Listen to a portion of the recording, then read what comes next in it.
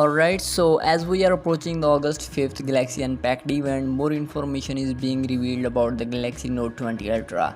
So first up, both the Snapdragon 865 Plus and Exynos 990 variants of the Galaxy Note 20 Ultra have been benchmarked, and unsurprisingly one chipset dominates the other.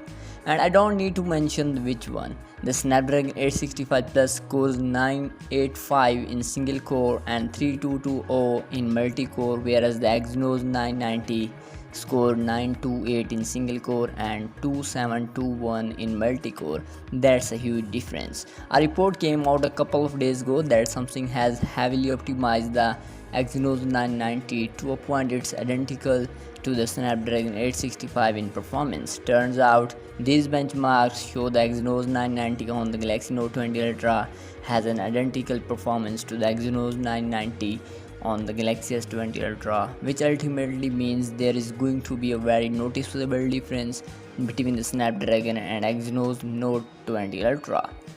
Now, some of you would say that you don't care about synthetic benchmark scores as these chipsets are extremely powerful anyway, which I absolutely agree. But you would certainly notice a few more battery hoards with one chipset.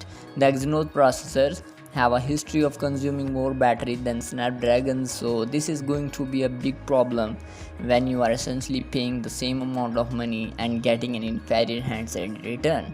Of course, we cannot say that for sure by these benchmarks alone, but right now do not have any expectation that Exynos will catch up to Snapdragon in 2020. That's most certainly will not happen, but it could happen next year though, with a brand new Exynos 1000 with an assist from AMD graphics and the Cortex X1 supercore.